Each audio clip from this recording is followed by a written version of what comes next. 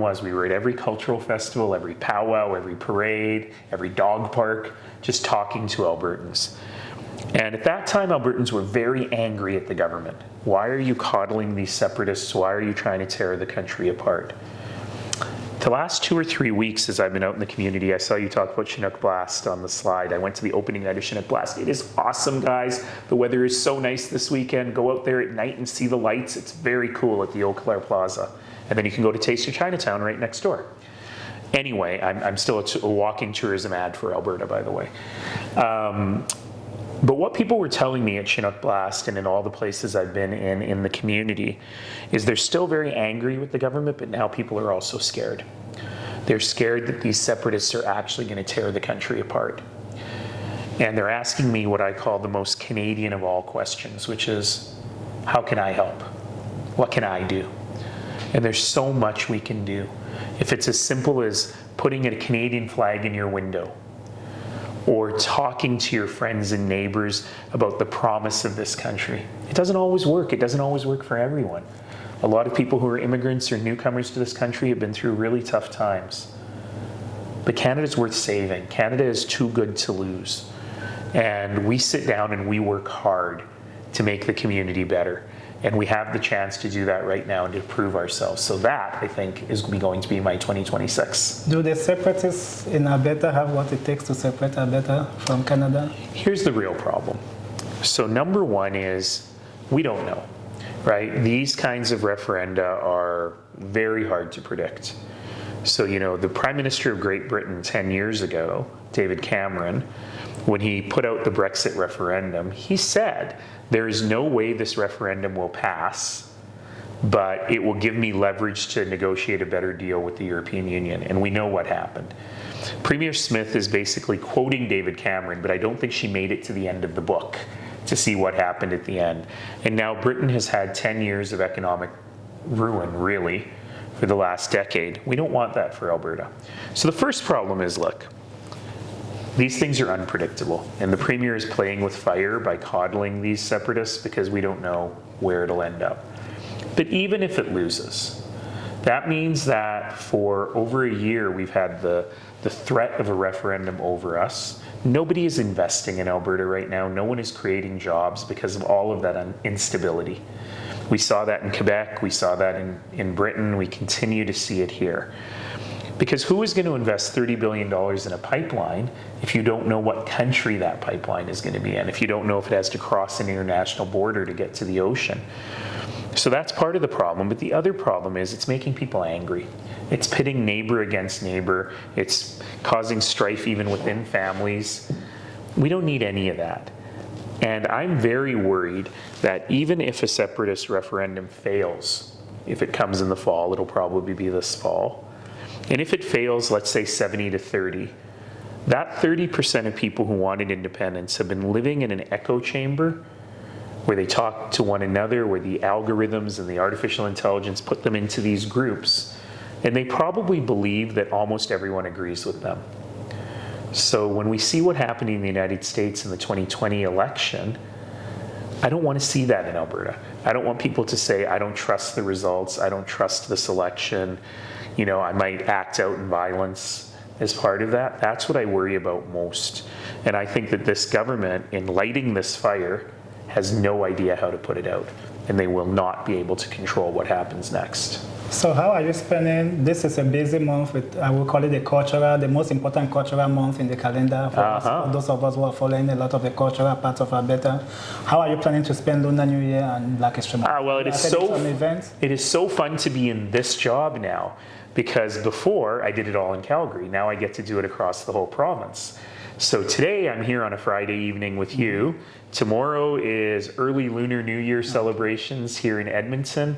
I think we're kicking it off at West Edmonton Mall in the ice rink. Correct. I have no idea what that is going to look like and how we will end up in spending some time with Chinatown folks.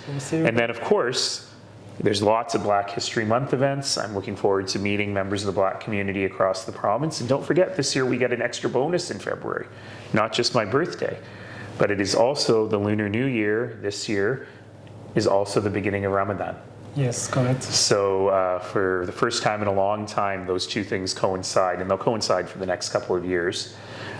So we are also spending a ton of time in the Muslim community, but it also means for the last 2 weeks of this month and the first 2 weeks of March, I am very busy and also fasting, which is always fun. So we'll see how all that plays out.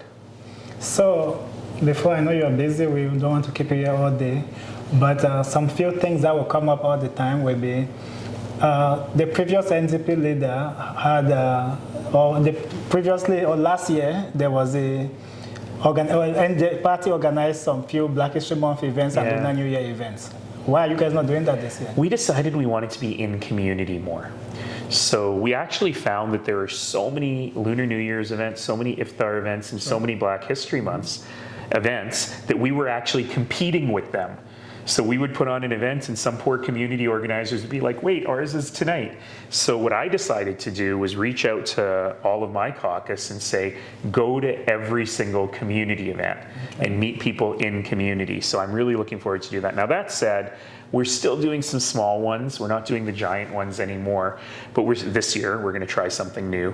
But we're still doing some small ones in particular neighborhoods. So some MLAs who, for example, have a very large Chinese community will be doing a small Lunar New Year event. They'll be doing small iftars, but largely we want to be out in community where people are gathering, which I'm really excited about. And that's what you are doing tomorrow at the Alberta Montemor? Yeah, you bet. So tomorrow we're starting out, and the next few weeks will be, for me, all Lunar New Year events, the beginning of Ramadan events, lots of Black History Month events, and let's not forget the Olympics. Are you going all the way to Italy for that? Okay, that is a really hard question for you to ask me, because here's a secret about me. It's not really a secret, but maybe people watching don't know. Instead of having kids or a family or hobbies, I spend my money on going to sporting events.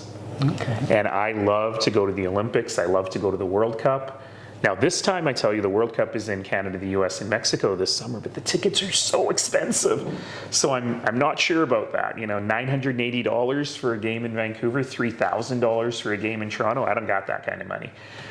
But I might just show up in those places and hang out in the atmosphere. I will tell you, there is nowhere better than Canada to be during the World Cup, because we have all the different communities here celebrating, right? That said, I have been to 6 Olympics. And I had promised myself that I would not go to this Olympics because it was supposed to be in Alberta. It was supposed to be in Calgary, and I'm salty about it and I'm bitter about it, that the fact that it is in Italy, and I should have been able to take the LRT to it. And then today, this morning, I watched the opening ceremonies, and I was like, can you still get to Milan? And I found really cheap flights. So you might go? I might go. Okay, so I thought I was joking, but I didn't know that was serious. I thought it was more for a joke. I didn't know it was a serious thing. I might go. It's so wrong. Good to know that. My favorite sport, my favorite winter sport is speed skating. Okay. And I used to volunteer at the Olympic Oval in Calgary, and I got to know some of the speed skaters. So I'm kind of tempted to go and watch some skating. But like I say, the problem is I'm also very cheap, being a good ethnic Calgarian Albertan. But man, oh man, the flights are way cheaper than I thought they were. I haven't yet looked at hotels, so we'll have to see where I end up. Last question. I know you're busy. I don't want to keep you all day.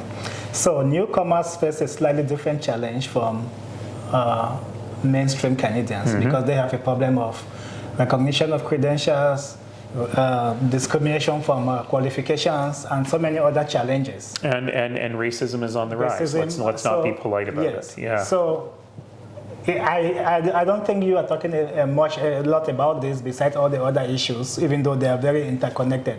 People not getting jobs because somehow all these challenges are there. Is there something that you talk or you incorporate more into your platform? Yeah, very much so. So, can I use a really boring term, which is workforce planning? We have to figure out how we develop jobs for the future and how we have people ready to do those jobs. And so when you talk about foreign accreditation, accreditation of foreign credentials. We've talked about this for years and years and years and years, and some professions have gotten it right. You know, I'll give props, I'll give flowers to the engineers. They've really figured out how to streamline that system. But in many professions, we just haven't. In law, in medicine, in medical professions, and in other places. And we no longer have the luxury to just talk about it.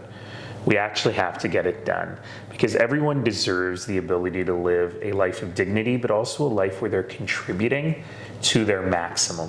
We can afford no less. It's an enormous waste of human potential when we have, you know, we always talk about the mythical doctor who drives the cab. There are some of those. Mostly, though, it's doctors who are working in the healthcare system, but at a level below being a physician, right? And we've got to figure out how to be able to get this stuff back into the system. How, you know, we have lots of nurses trained in other countries who are working as healthcare aides, and we need nurses, and we need healthcare aides too. So we've got to be able to figure out a way that we can do a much better job of helping people succeed in those businesses. But I tell you, the challenge that I'm feeling right now, my family's been here for a long time. I always tell people that my mother was pregnant when they came to Canada. So I'm born in Canada, but made in Africa. And I've been very lucky. I speak English pretty well. I've done all my education in Canada, right? K to 12 plus university, then grad school in the US, all in the English language. But I grew up very poor in Northeast Calgary, in a family that really struggled. But I still was able to do well because public education was there, public health care was there, public transit was there, public library was there, the public pool was there. All of these things matter because I grew up in a community that invested in me. And I worry right now that we are seeing